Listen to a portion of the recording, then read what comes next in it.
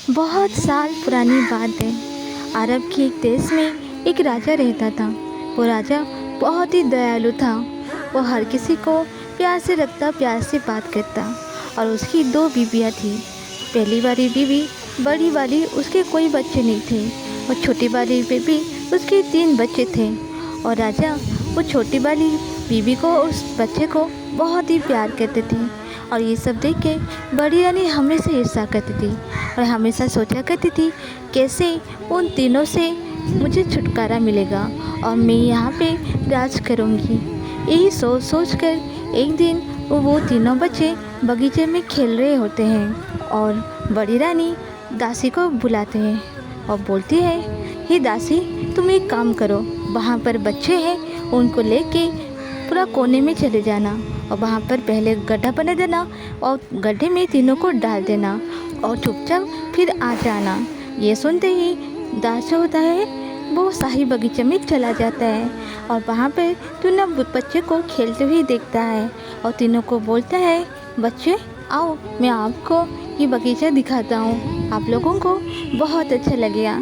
इसमें बच्चे लोग राजी हो जाते हैं और उसके साथ चल देते हैं। चलते चलते शाही बगीचे के आखिर कोने में वो लोग सब पहुंच जाते हैं और वहाँ पर वो दास ने ऑलरेडी एक बड़ा सा गड्ढा खोद के रखा होता है और तीनों को वहाँ पर धक्का मार देता है और ऊपर से मिट्टी वगैरह डाल देता है और वहाँ से वो चला जाता है दरबार की ओर। और थोड़ी देर में पता चलता है कि तीनों बच्चे गायब हैं और तीनों बच्चे को खूब ढूंढा जाता है पर कहीं पर वो मिलते नहीं हैं। ये बातें सुनकर छोटी रानी जो होती है उसको तो बहुत बड़ा सदमा लगता है और सदमा के मारे वो पागल हो जाती है। उसको समझ में नहीं आता कि वो क्या करेगी। इसको जिसको भी वो देखे उसको मारने के लिए भागती थी। एक बार की बातें, बड़ी रानी वहाँ पर आई होती है तो छोटी रानी चाकू लेके उसके पीछे भागती है मारने के लिए। और ये हादसा होने के बाद महाराजा ने आदेश दिया कि छोटी रानी को बाहर राज्य में छोड़ दिया जाए और बेचारी महारानी को वहाँ पे छोड़ देते हैं और उसका हालत वहाँ पर बहुत ख़राब हो जाता है। उसको कोई राज्य के लोग मारते तो कोई पीटते, कोई पत्थर फेंकते तो कोई उसको वे थूकते। बट छोटी रानी तो पागल हो गई होती है उनके बच्चे के प्यार में, तो उसको ये सब कुछ समझ में नहीं आता।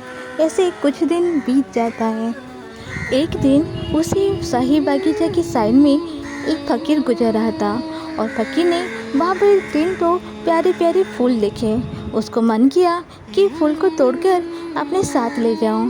और जैसे वो फूल के पास पहुंचा तो फूल को तोड़ने की कोशिश किया तो फूल से आवाज़ आई, हमें मत तोड़ो, तोड़ोगे तो हम ऊंचा होते जाएंगे, फिर तुम्हारे हाथ ना आएंगे। महाराजा को बुलाओ तो हम महाराज के पास आएंगे।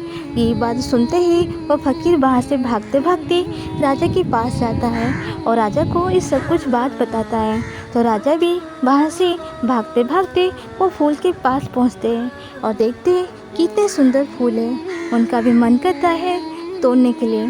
तो राजा जैसे तोड़ने के लिए जाते हैं तो वो फूल में से आवाज़ आती है कि मुझे तोड़ना चाहोगे, फिर हम बढ़ते जाएंगे, महारानी को बोलो हम उसके पास जाएंगे। ये राजा सुनते ही महारानी को बुलावा देते हैं कि जाओ बड़ी महारानी को जल्दी से यहाँ लेकर आओ। और बड़ी रानी को जैसे ही पता चलता है प्यारे प्यारे फूल उनसे मिलने के लिए चाहत रखते हैं तो वो खुशी खुशी से उस जगह चली जाती है।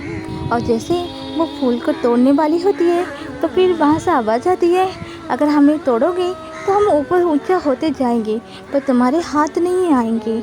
छोटी महारानी को बुलाओ, हम उसके पास जाएंगे।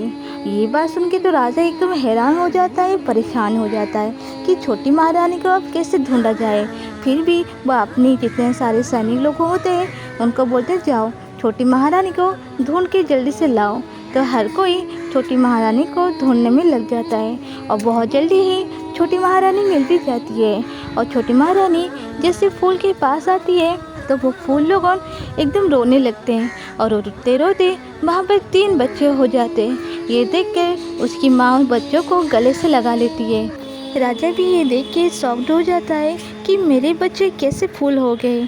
तो ये सब कुछ उनके बच्चे लोगों बताते हैं कि बाबा हम बगीचे में खेल रहे थे, तभी एक दास आया और हमें यहाँ पर ले आया और यहाँ पर हमें ज़िंदा दफना दिया। तभी उसी रास्ते से एक परी गुजर रही थी और हमें देखकर फूल बना दिया और कहा जो भी तुम्हें छूने आएगा तुम ये सब कुछ उसको बताना। फाइनली जैसे तुम्हारी माँ आएगी तो तुम इंसान बन जाओगे। तो आज हम माँ आने की वजह से इंसान बन गए। तो राजा ये सुनते ही बहुत दुखी भी हुआ और गुस्सा भी किया कि वो कौन दास था। और जैसे वो दास को मिले तो दास ने घबरा के कहा, महाराज ये सब कुछ मेरा प्लानिंग नहीं था, ये सब कुछ बड़ी महारानी ने बनाया था। तो ये सुन के महाराजा ने आदेश दिया कि बड़ी महारानी और ये दास को सजा दिया जाए। तभी वो छोटी महारानी उनको मना कर देती है और बोलती है कि महाराज जो हुआ सो हुआ, आप उनको क्षमा कर दे और हम हमेशा अच्छे से रहेंगे। तो ये बात सुन के महाराजा ने भी उन दोनों को माफ़ कर दिया और बड़ी महारानी को उनकी गलती पर बहुत अफसोस हुआ।